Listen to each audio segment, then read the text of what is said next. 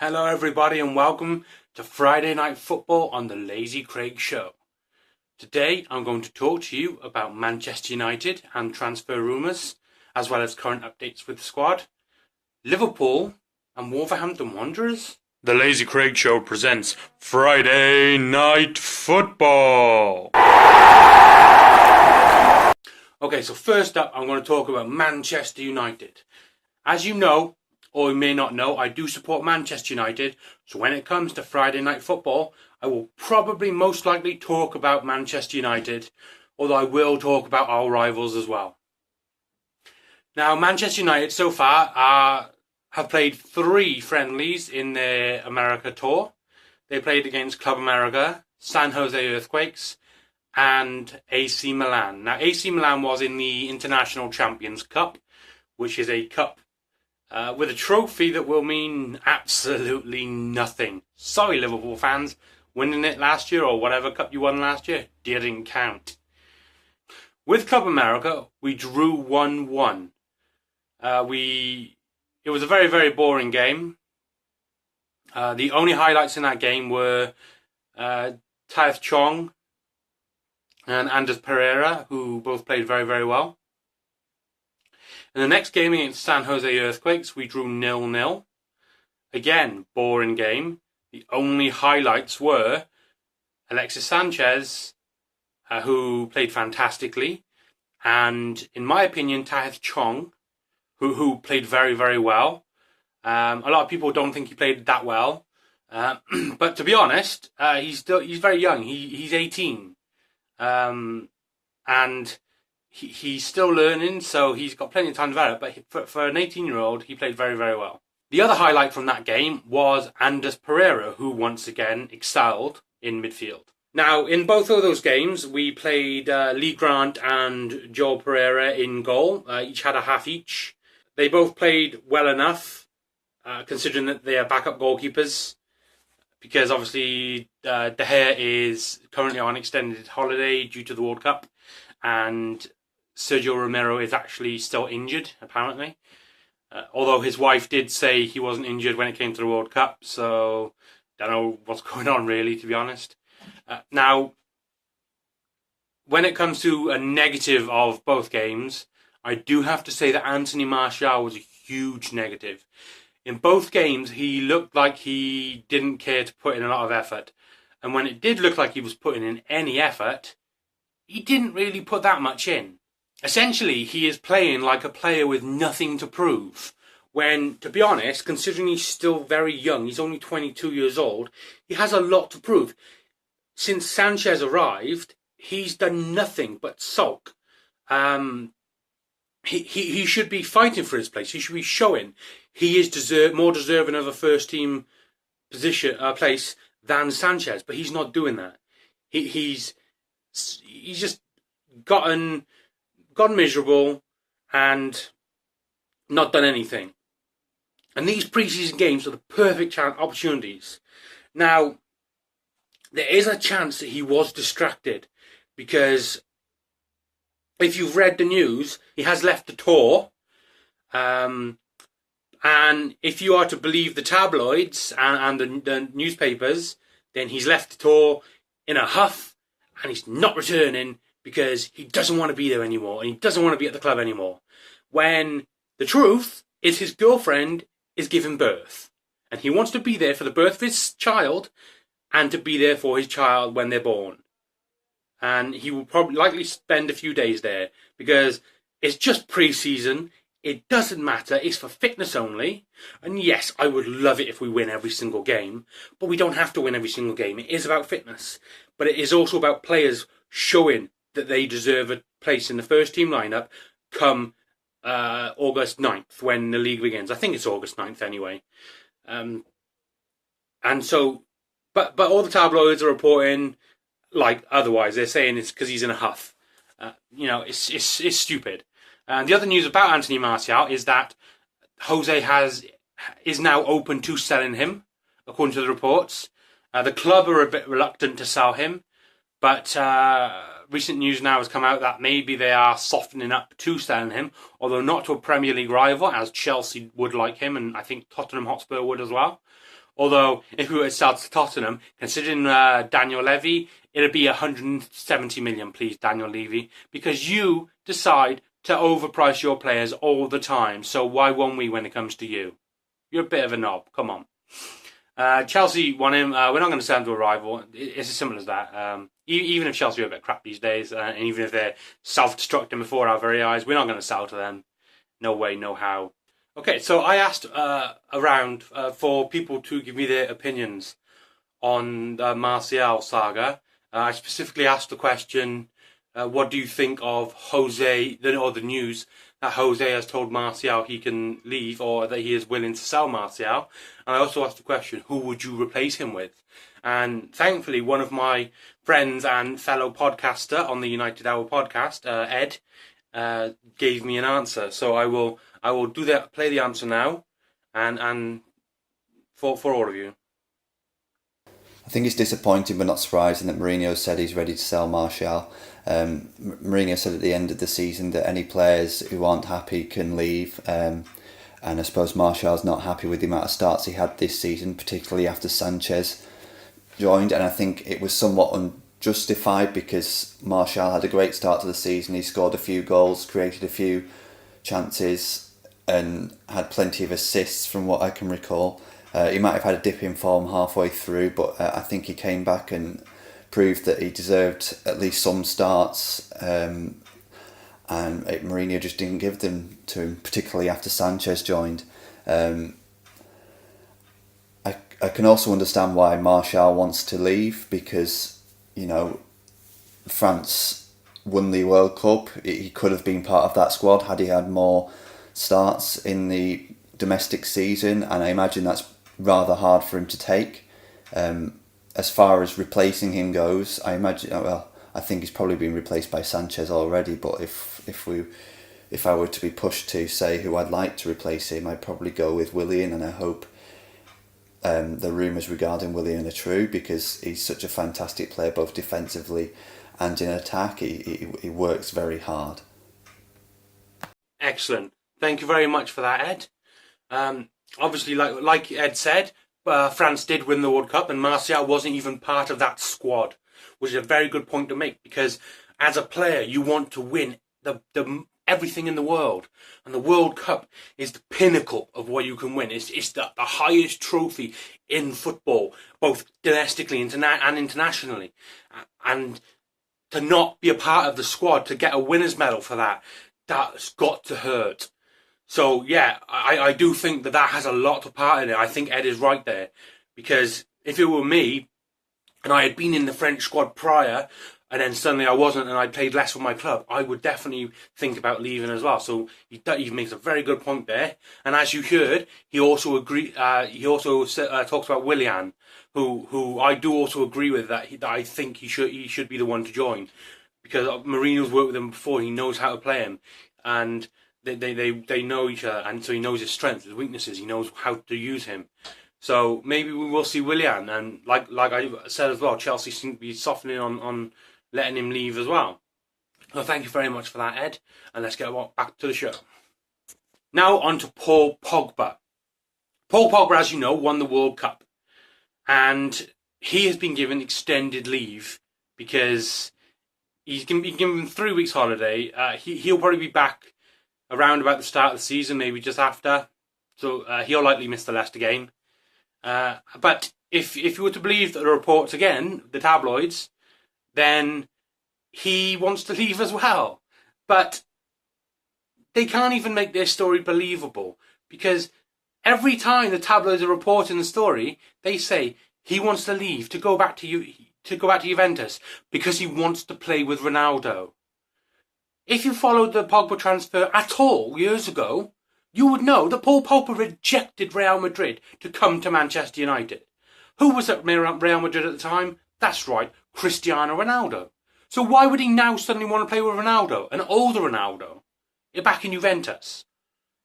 Come on, the reports are absolutely ridiculous. Yeah, maybe he's not happy at the role Mourinho's given him, but at the World Cup, he seemed to have matured and developed more in that role. And now, hopefully, with Fred in the team, once he's actually available. He is actually linking up with the squad today, I believe. So he will actually be able to play, hopefully, in our next friendly in the International Champions Cup against Liverpool. Hopefully he will give Pogba more freedom and link up with Pogba very well, and Pogba will play to his full potential like he did in the World Cup. Now I'll talk about AC Milan quickly as well. We played AC Milan in the International Champions Cup. Like I said, it's a friendly tournament, so winning the trophy means nothing when it comes to the pantheon of trophies. We drew 1-1. We actually scored a fantastic goal where Pereira did a goal kick. McTominay headed it on to Mata, who flicked it, or did a volley, flicked it over to Sanchez, who ran onto it and hit it past the keeper. It was a fantastic goal. The only thing that marred the goal was the fact that we conceded minutes later, thanks to poor defending. Very similar, like where Bonucci hit a ball over, and Suso got onto it and hit it past our keeper. And I'm wrong. It wasn't Joel Pereira. Sorry, I made a mistake there. It was actually Lee Granting goal for us in the first half. Joel Pereira came on at half time because Joel Pereira was our spot kick hero because we had a penalty shootout because it was 1-1 at full time, and because it's a friendly competition, we don't. You need a winner, but we're not going to go to extra time for 30 minutes. So they just do a penalty shootout, and what a penalty shootout it was! We had overall 26 penalties, I believe, with Manchester United coming out on top 9 goals to 8, with 4 or 5 saved by Pereira.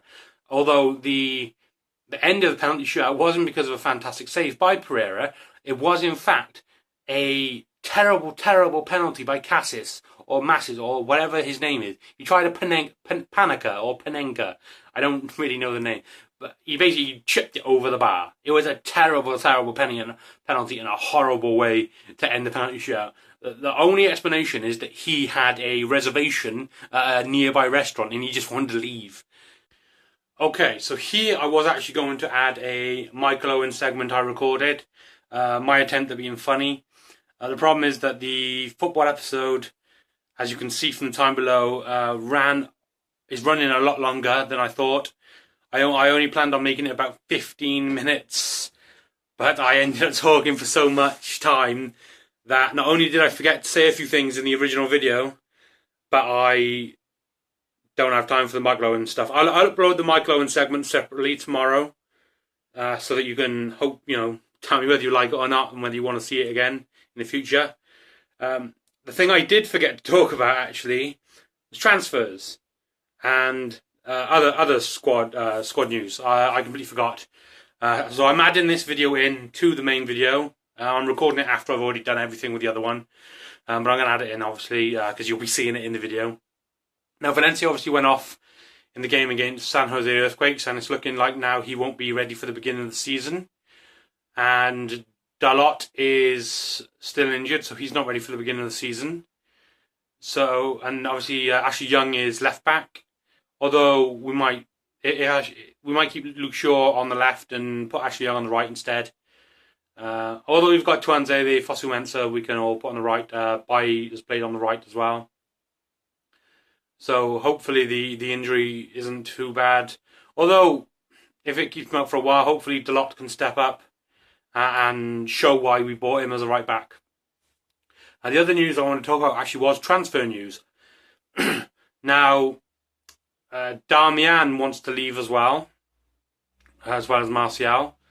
Jose would be okay letting him leave, but I don't think really anyone's bid for him yet. And the players we're after though at the minute are Thiago from Bayern Munich, who we've bid 63 million for apparently. But according to the reports, that is not enough. Bayern Munich want more, although 63 million is quite a lot. And Harry Maguire, and who's centre back for Leicester City, who had a good World Cup. But as we all know, that having a good World Cup doesn't guarantee having a good season or having a good tournament. Look at Sanchez; he had a great tournament in Euro 2016 with Portugal, and he didn't do very well after that, and ended up on loan at Swansea, where he did even worse. So if we do buy Harry Maguire for 65 million, then I do hope he carries on the World Cup form and does well for us. You know, we've got other players, I suppose, we're going after. Alderweireld, that we want as well, but as I said with Daniel Levy, he tries to get too much money for his players, so he'll probably want a lot of money for Alderweireld. So I don't think we're going for anyone else at the minute. The press are always reporting that we're going after people, but most of the time it's not true. So I hope we do get someone in, because we do still need someone. We need a right winger. If we sell Martial, we need to get someone in on the right. Perisic is a name being thrown around, the same as Willian. Reports are Chelsea are willing to let Willian go. So maybe we'll get him, maybe we won't. He's a good player.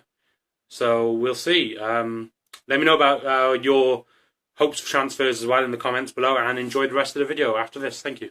Now that's over, we'll talk quickly about Liverpool and Wolves. Liverpool have done quite well in the transfer market so far this year.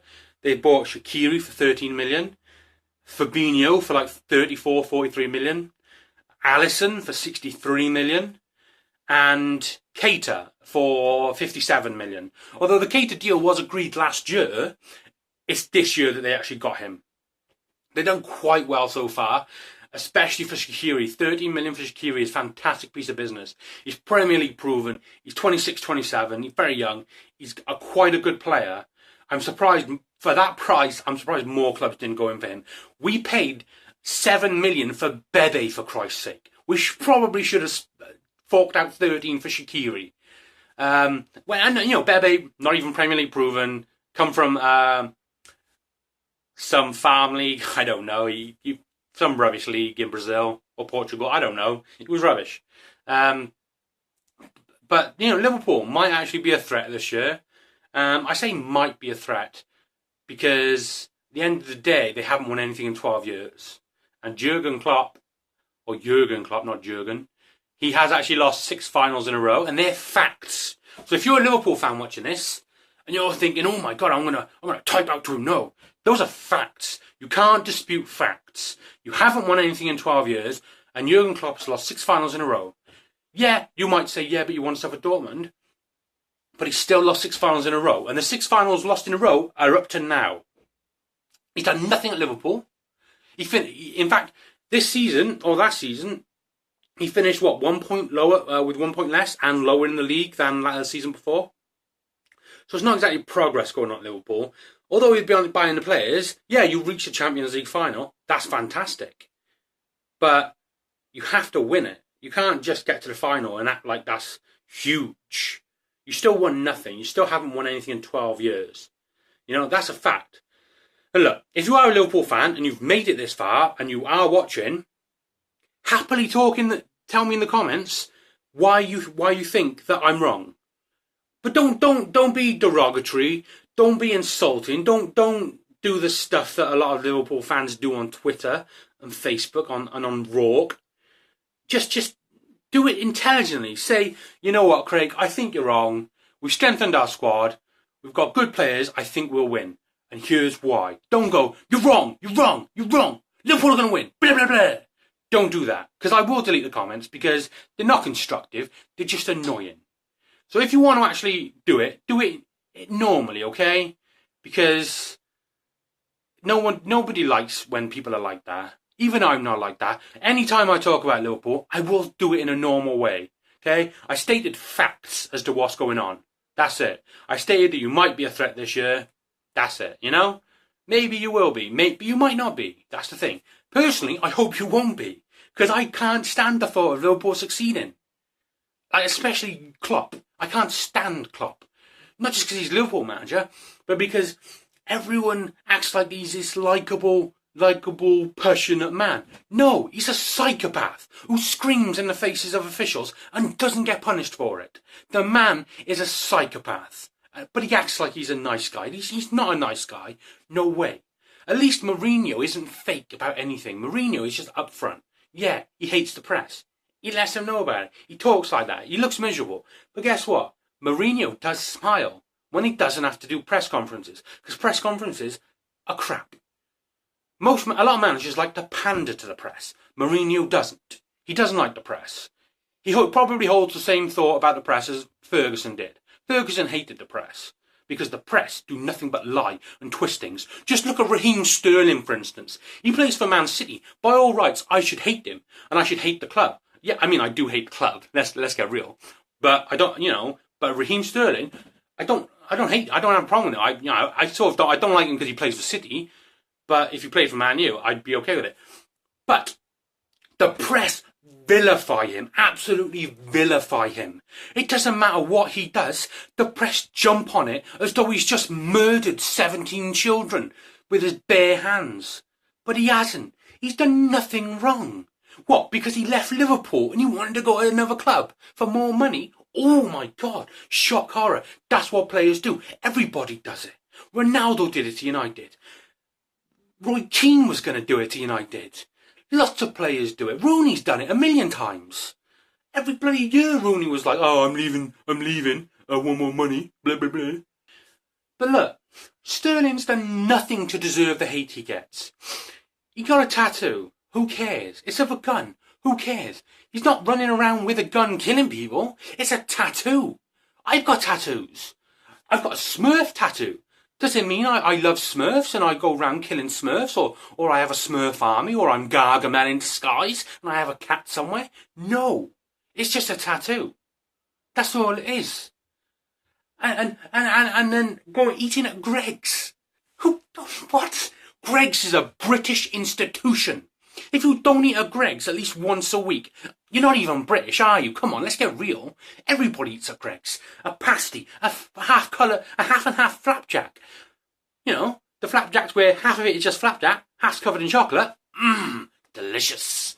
Their sandwiches, their drinks, whatever, their cookies, their cakes. People love Greggs. British people love Greggs. It's pure British. Yet he eats at Greggs.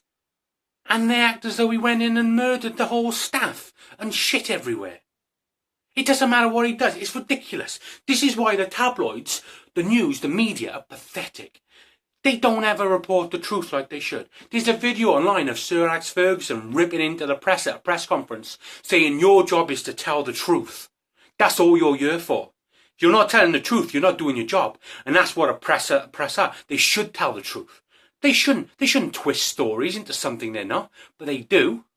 It's ridiculous. It's all they do. Same with Pogba, same with Martial, same with most players at Man U whenever they feel like it. And especially with Sterling. It's disgusting. To be honest, it's bordering on racist, especially when it comes to Souness as well. That's ridiculous. Press shouldn't be like this, but they are. It's stupid. And for some reason they love Klopp. I don't know why. I don't know what he did to deserve all this love when he's a monster of a man. He's a psychopath. And I'm sorry, Liverpool fans, if you don't like what I'm saying. It's just the way I feel, If you feel differently, again, tell me in the comments in a normal, respectful way. Yeah, maybe chuck a caps lock on or two, but don't go insulting me or being horrible about it. That's not how it is. Tell me how much you don't like Mourinho. Tell me why you don't like Mourinho. A lot of people don't like Mourinho. Do you think I liked Mourinho when he was at Chelsea? Hell no. I didn't like Mourinho when he was at Chelsea. What if Jurgen Klopp became United manager one day? Do you think I'd like him? I might. I might hate what he does, but I might like him. Same with Mourinho. I love Mourinho, but I hate the way he acts sometimes. But it's just an act. That's all it is. Okay? Lastly, because a lot of time has gone now, I'll talk about Wolverhampton Wanderers. Wolverhampton Wanderers are doing a lot of business in the transfer market right now. They've bought 9 players, 9 brand new players. Most of them Portuguese. I say bought. 2 of them are on loan, I think. One of them from Atletico Madrid. Wolves are really trying to do something this year. And I wouldn't be surprised if Wolves did a Burnley and got into the top 6. Did Burnley get into top 6 or did they hit 7th? I can't remember now. But I wouldn't be surprised if they were in the top 10 anyway. Top 10 minimum. Same with Everton. Look at Everton. Everton are doing a lot of business right now. They're trying to shatter all their records. Although, like last year, they'll probably fail again. Because they suck. But yeah, I wouldn't be surprised if Wolves did finish somewhere in the top 10 this year. Because they are doing a lot in the transfer market right now. They're really making a push. But yeah, I seriously, I think that's it now, because this is a lot longer than I thought it was going to be, to be honest. I hope you enjoyed this. Obviously, let me know in the comments about what you think about what I said. And like I said, I don't want people being hateful in the comments. Okay? Like, if you're going to talk to me and call me fat or whatever because I support Man U and I've had a bit of a go at Klopp, don't bother, man. What's the point? Tell me why I'm wrong. Don't insult me. Tell me why I'm wrong. Because there's no point. The whole point of debate is intelligent debate. If you can't have a debate with someone without insulting them or being horrible to them, then you're not debating. It means you've lost and you haven't got anything intelligent to say. So let me know in the comments what you think.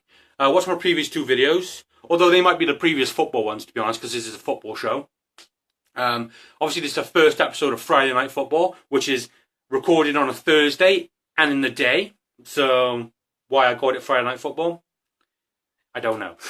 No, joking. It's because United's first game of the next season is actually on a Friday night. And I won this video on a Friday. I'm hoping to do a football show every Friday. I'd like to get other people involved as well, sometimes with quotes and stuff. But yeah, obviously let me know what you thought of my first proper football show, because the previous ones were about other stuff too. So like, subscribe, follow me on all the other media, and have a good day. Bye.